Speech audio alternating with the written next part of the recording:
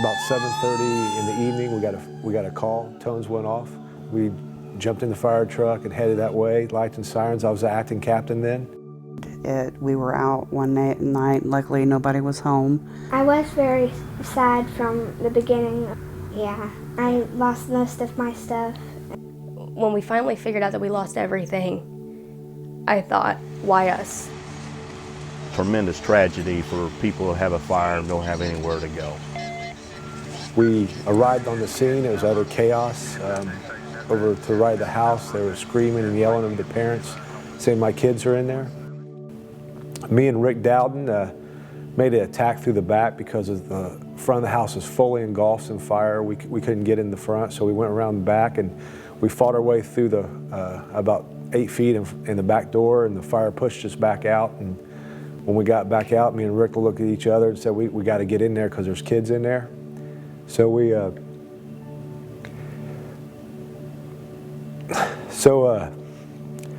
knocked the fire down so we could get further into the fire, and then that's when we found 2 little girls, Jessica and Haley Bautzlaug. We were too late. I remember saying a little prayer, but I remember Rick Dowden saying something, Skip, we need to help these people. Through that tragic event, we felt there was a need of a house for fire victims. A fire rescue house is a house that shelters people for 2 weeks that are fire victims or people in natural disaster.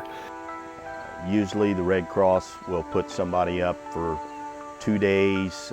Red Cross was very kind enough to lend us to this place and to the people that we met Shane, and she kindly loaned this house to us to stay in for 2 weeks. If these people don't have anybody, a relative or whatever to go to, then basically where do they go? So we provide 2 weeks of housing so they can try to get their feet back on the ground.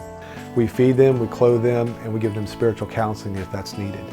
Find out what their immediate needs are, which of course is going to be shelter, obviously, which we've covered, food, clothing, and the volunteers come in. We even have medical assistance if they need it. We help them get prescriptions if those were lost in the fire. Local restaurants will bring in food. We have the Kroger store will give us gift certificates for the family. We have connect them with churches, chaplain services if they need it. We help fill the voids of their hearts, and we do their thinking for them for a while. When we got here and started living here, I felt a lot better than what I was. Staying at this house was a privilege. It was very heartwarming. It was very nice. Well, we obtained the second fire rescue house. Chief Bruce Waters introduced me to Frank Caldwell. His son was involved Eric Caldwell was involved in a car wreck that unfortunately he died. And Frank said he wanted to donate a house to a cause, and he thought our cause was good. And I told Frank, I says, if you donate the house, we'll do it in memory of his son, Eric Caldwell. So that gave birth of the Eric Caldwell Fire Rescue House. I've been in the insurance business for 27 years, so I know what people who have a fire, what they go through. And that also, Frank's the director of that house, and then a few years later, Frank is now our president of the foundation. Well, since November of 2009, our organization has housed 50 families in the Anderson House, the Madison County Fire Rescue House in Anderson. The Eric Caldwell Fire Rescue House has housed about 7 families, so that's over 50 families all through the county. Well, the cost for 1 year for one fire rescue house, and this is generalized terms, is around $5,000. As far as the financial resources that are needed, it's to pay those bills, to pay the heat and the gas bills. But that doesn't include all the volunteers maintaining the fire rescue house, the businesses that donate the food, anything that might break down, or any additions that we might have to make to that. Everything you can think of that you would need when you first start up a home, we need the resources to be able to do that. We need that money to keep the doors open, because if we don't keep these doors open, fire victims don't have a place to come to. And then when we met Shane, everything changed. As soon as we walked in the door, we felt welcomed and we felt like we were at home.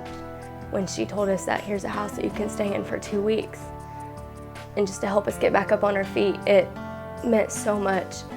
I think the first night that I slept, that's when I realized that it was going to get better. It meant so much. It gave us a sense of hope back. Our goal in the organization is go nationwide with these fire rescue houses. That's our goal, and we want to go to every community that there's a need. And without donations, we would not be able to keep our doors open. That's just the fact of it. Hi, I'm Indiana State Representative Terry Austin.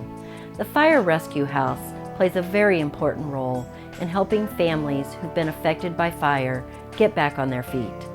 It takes countless volunteer hours and a steady stream of resources to provide the transitional housing and other supports that are necessary to help families during some of their most difficult days.